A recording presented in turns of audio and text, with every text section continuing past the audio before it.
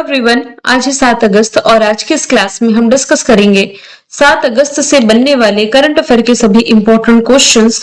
Previous class में हमने देखा था सुअरों के लिए भारत की पहली स्वदेशी अफ्रीकन स्वाइन फीवर वैक्सीन, इसका नाम MA104 है। एल सुब्रमण्यम जो कि वायलेंस से संबंधित है, श्रीलंका के सर्वोच्च राजकीय सम्मान से सम्मानित किए गए हैं। इंडियन आर्मी सेलिंग वेसल त्रिवेणी से समुद्र प्रदक्षिण अभियान का जो उद्देश्य रहा है, फ्री सेवा महिला अधिकारियों द्वारा पहला विश्व परिक्रमा नौकायन रहा था। कॉस्पर विक्रम साराभाई मेडल जीतने वाली पहली भारतीय महिला अन्नपूर्णी सुब्रमण्यम बनी है। भारत में सबसे अधिक मृत अंगदाताओं की लिस्ट में तमिलनाडु टॉप पर है। ये रिपोर्ट है केंद्रीय स्वास्थ्य परिवार कल्याण मंत्रालय की। अंतरराष्ट्रीय क्लाउडेड लेपर्ड दिवस, इसके मौके पर क्लाउडेड लेपर्ड के संरक्षण के लिए नया एक्शन प्लान लॉन्च किया भारत ने। हाल ही में भारत में जो लेपिडोप्टेरा है, इसकी लिस्ट जारी की गई है। 12 साल के सर्वे के बाद पहली बार ये लिस्ट जारी की गई, जिसमें यह बताया गया कि भारत में विश्व की ज्ञात तितली एवं पतंगा की जो विविधता है 8.25% है। और इस सूची का प्रकाशन जूलॉजिकल सर्वे ऑफ इंडिया द्वारा जुटॉक्सा मैगजीन में किया गया। भारत में दर्ज पतंगों की प्रजातियों की संख्या ये बटरफ्लाइज की तुलना में अधिक है। प्राइम मिनिस्टर नरेंद्र मोदी जी ने युवाओं को नशे के विरुद्ध जागरूक करने के लिए 100 दिनों का, माफ कीजिएगा, 100 सप्ताह का नशा मुक्त युवा फॉर विकसित भारत संकल्प अभियान शुरू किया। डाक विभाग ने सतीश गुजराल जो कि पद्म विभूषण से सम्मानित रहे हैं, इनकी जन्मशती पर स्मारक डाक टिकट जारी किया। Food safety standard authority of India ने डाबर कंपनी के कुछ प्रोडक्ट्स जैसे दही, माफ कीजिएगा, घी, शहद पर 100% नेचुरल लिखने पर रोक लगाई है। हर घर तिरंगा अभियान 9 से 17 अगस्त तक चलेगा। दानापुर फतिहा मल्टी ट्रैकिंग परियोजना ये पूर्व मध्य रेलवे से संबंधित है। भारत ने राष्ट्रमंडल टेबल टेनिस चैंपियनशिप में कुल 6 मेडल अपने नाम किए। तो ये सभी क्वेश्चंस हमने देखे हैं प्रीवियस क्लास में। शुरू करते हैं आज का हमारा पहला सवाल। अगस्त 2026 में यानी कि इस महीने ICAR ने किस फसल की जो आशा किस्म है, किस्म का नाम आशा है, इसका भारत का पहला पूर्ण T2T यानी कि टेलोमर टू टेलोमर जीनोम तैयार किया है। आंसर इसका हो जाएगा अरहर, जिसे आप तुअर की भी दाल कह सकते हैं। अब इस क्वेश्चन को समझते हम इजी लैंग्वेज में समझेंगे। अभी क्या हुआ है कि अभी अगस्त के महीने में जो ICAR है यानी कि Indian council of agriculture research, इसने अरहर की आशा किस्म का भारत का पहला पूर्ण T2T जीनोम मैप तैयार कर दिया है। चलिए एकदम इजी लैंग्वेज में सबसे पहली बात हम इसे समझने की कोशिश करेंगे। यहां पर एक टर्म मैंने इस्तेमाल किया है, जीनोम। जीनोम का क्या मतलब होता है, यहां मैं लिख भी देती हूं।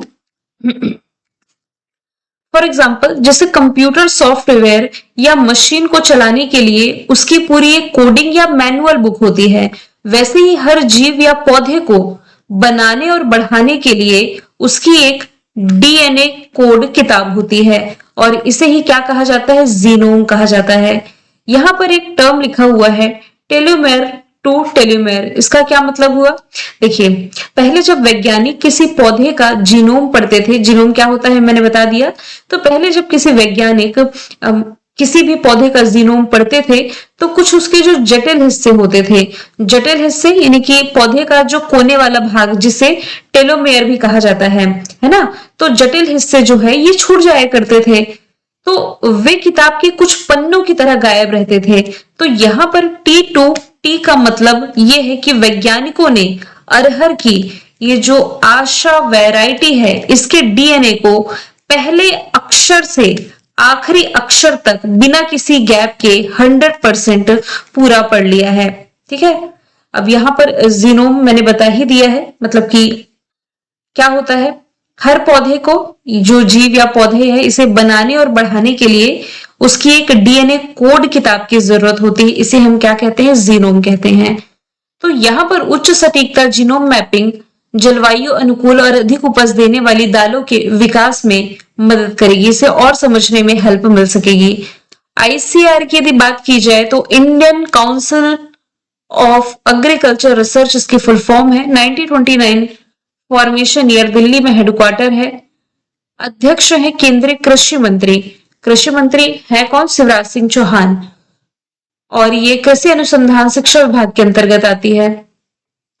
सवाल दूसरा है, हर साल 2 अगस्त को हिरोशिमा दिवस किस ऐतिहासिक घटना की स्मृति में मनाया जाता है? तो फर्स्ट एटॉमिक बॉम्बिंग इन 1945।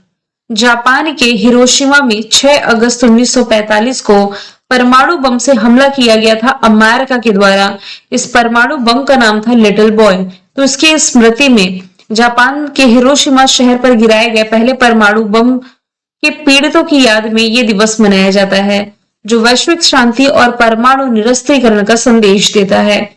1 से 7 अगस्त तक विश्व स्तनपान सप्ताह मनाया गया। 1 अगस्त को राष्ट्रीय पर्वतारोहण दिवस, विश्व फेफड़ों का कैंसर दिवस और वर्ल्ड वाइड डे। 4 अगस्त को यूएस कोस्ट गार्ड डे। 6 अगस्त है हिरोशिमा डे। तीसरा सवाल है, किस राज्य ने अपने राजकीय पशु के संरक्षण के लिए मिशन क्लाउडेड लेपर्ड शुरू किया है? वैसे मिशन क्लाउडेड लेपर्ड के बारे में कल भी हमने देखा था, जिसके लिए भारत टास्क फोर्स का गठन करने जा रहा है, एक एक्शन प्लान लाने जा रहा है, कहने का मतलब है। तो यहाँ पर जो पूर्वोत्तर भारत का राज्य है मेघालय, इसने अपने इसी राजकीय पशु के संरक्षण के लिए मिशन क्लाउडेड लेपर्ड है जो कि ये शुरू कर दिया है। इसे वन और पर्यावरण विभाग द्वारा Meghalaya clouded leopard action plan के तहत लागू किया जाएगा। क्लाउडेड लेपर्ड को IUCN रेड लिस्ट में वल्नरेबल यानी कि खतरे की आशंका वाली प्रजाति की लिस्ट में रखा गया है और यह वन्य जीव संरक्षण अधिनियम 1972 के अनुसूची 1 के तहत संरक्षित है। मेघालय का राजकीय पक्षी हिल मैना है, जबकि इसका राजकीय वृक्ष है गंभार। यहाँ का जो आधिकारिक जानवर है, यहाँ का राजकीय पशु, ये है हो जाएगा आपका क्लाउडेड लेपर्ड।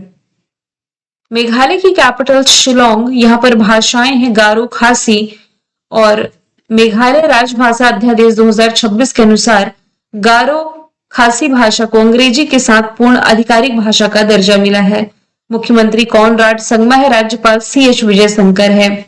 यहाँ पर केंद्रीय मंत्री ज्योतिरादित्य सिंधिया और कॉनराड संगमा ने मिशन गोल्डन स्पाइस की शुरुआत करी थी।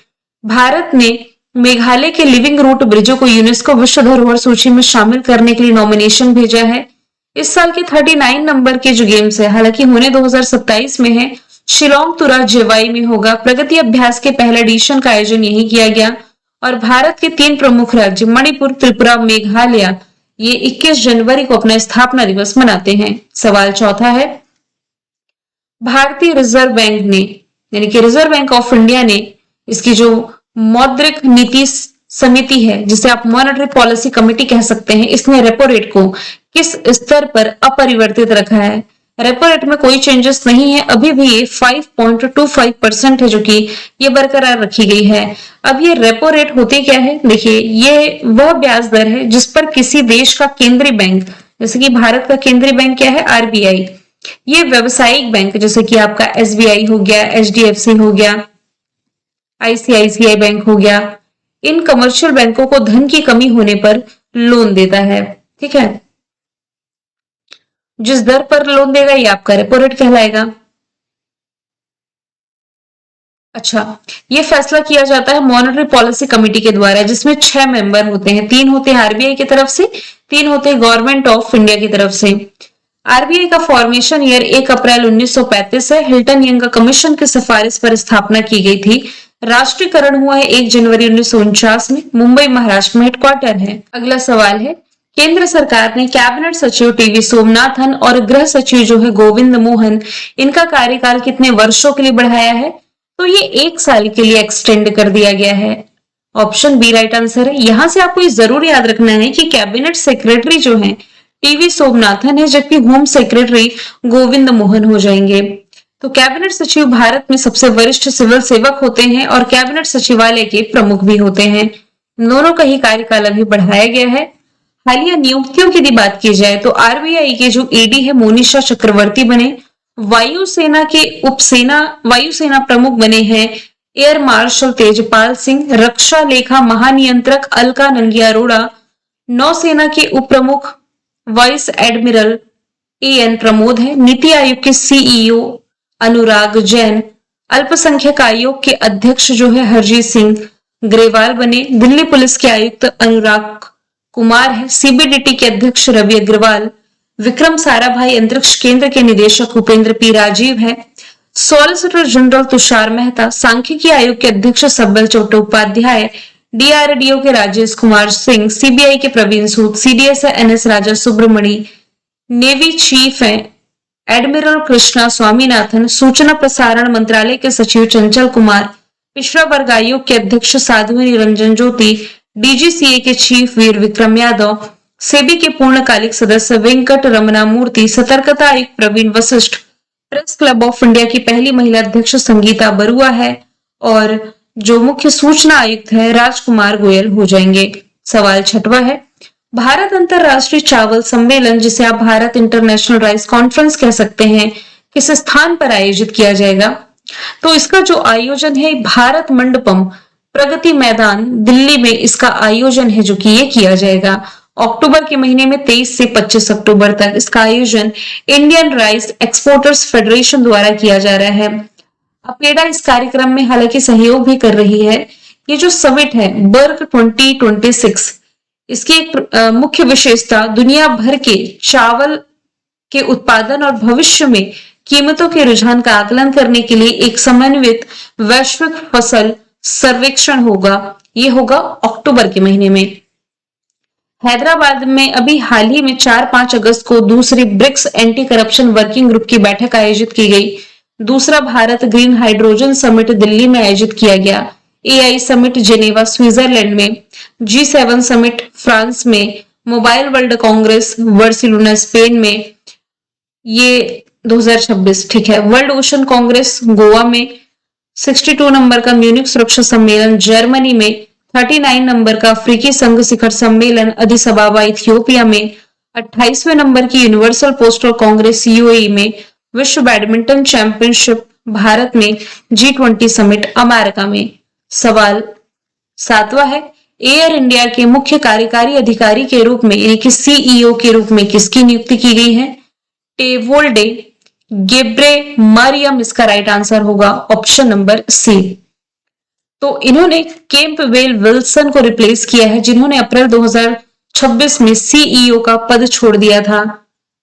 टाटा ग्रुप की स्थापना 1868 में जमशेद जी टाटा ने करी थी और इसका मुख्यालय जो है मुंबई महाराष्ट्र में है। प्रमुख कंपनियों के सीईओ पर नजर डालें तो एप्पल के सीईओ जॉन टर्नर्स, इंडिगो के विलियम वॉल्स रिसेंटली बने हैं, ट्विटर की लिंडा यकारिनो, गूगल के सुंदर पिचई, माइक्रोसॉफ्ट के सत्या नडेला, आईबीएम के अरविंद कृष्ण, अमेजॉन के एंडी जेसी, यूट्यूब के नील मोहन, मेटा के मार्क जकरबर्ग, इन्फोसिस के सीईओ सलिल पारेख है। हाल ही में संसद ने सुप्रीम कोर्ट संशोधन विधेयक 2026 को मंजूरी दी। इसके तहत भारत के सुप्रीम कोर्ट में न्यायाधीशों की संख्या कुल संख्या 34 से बढ़ाकर के कितनी कर दिया गया है? 38। देखिए आप कहेंगे कि 33 थी न्यायाधीशों की संख्या, 33 तो अन्य थे मतलब न्यायाधीश थे, एक मुख्य थे, तो कुल मिलाकर के 33 + 1 34 के फॉर्मूले पर यह काम करता था।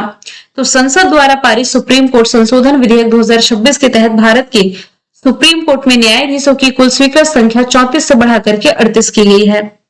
मुख्य न्यायाधीशों सहित कुल जजों की संख्या 34 से ये जो 38 हो गई है ना, इसमें अन्य न्यायाधीशों की संख्या 33 से बढ़ के 37 हुई। यदि आप समझ नहीं पा रहे हैं तो मैं बता देती हूँ। पहले 33 + 1 का फॉर्मूला था, टोटल 34 थे, तो 33 जो थे ये जस्टिस थे और एक इसमें चीफ जस्टिस हुआ करते थे। अब 38 में क्या होगा? 38 में 37 होंगे जस्टिस और एक होंगे सीजीआई, वही फॉर्मूला है। पिछला संशोधन इससे पहले वर्ष 2019 में मतलब इसके पहले वर्ष 2019 में संसद ने जजों की संख्या को बढ़ा करके 31 से 34 किया और अब बढ़ा करके 34 से 38 किया है। सुप्रीम कोर्ट की यदि बात की जाए तो भारतीय संविधान के भाग 5 में आर्टिकल 124 to 147 के बीच ये बताया गया है। निर्णयों पर पुनर्विचार कर सकता है आर्टिकल 137 में। रिट जारी करने का अधिकार आर्टिकल 32। सीजीआई को शपथ दिलाते हैं देश के राष्ट्रपति। पहले मुख्य न्यायाधीश हीरालाल जेकानिया थे, अभी हैं जस्टिस सूर्यकांत। मोहम्मद हिदायतुल्लाह इकलौते ऐसे व्यक्ति थे जो देश के कार्यवाहक राष्ट्रपति भी रहे, उपराष्ट्रपति भी, बाद में सीजीआई भी रहे। सुप्रीम कोर्ट ने चुनाव आयोग द्वारा मतदाता सूची का जो स्पेशल इंटेंसिव रिवीजन है, इसे पूरी तरीके से संवैधानिक और वैध ठहराया है। न्यायिक सुगमता के लिए दो प्रमुख तकनीक पहल इसने लॉन्च करी है, वन केस वन डेटा और सुसहाय। भारत के सुप्रीम कोर्ट द्वारा स्टेट बार काउंसिल में महिलाओं के लिए 30% का आरक्षण का निर्देश दिया गया। सुप्रीम कोर्ट बार एसोसिएशन के अध्यक्ष विकास सिंह बने। फास्टर और सुपेश पोर्टल सुप्रीम कोर्ट के द्वारा लॉन्च किया गया। सवाल 9वां है, केंद्र सरकार की किस योजना के तहत जम्मू कश्मीर को पूरी तरीके से साक्षर केंद्र शासित प्रदेश जो कि घोषित किया गया? तो ये उल्लास कार्यक्रम के तहत घोषित किया गया है। उल्लास यानी कि understanding life long learning for all in society, समाज में सभी के लिए आजीवन सीखने की समझ, इसकी फुल फॉर्म है हिंदी में।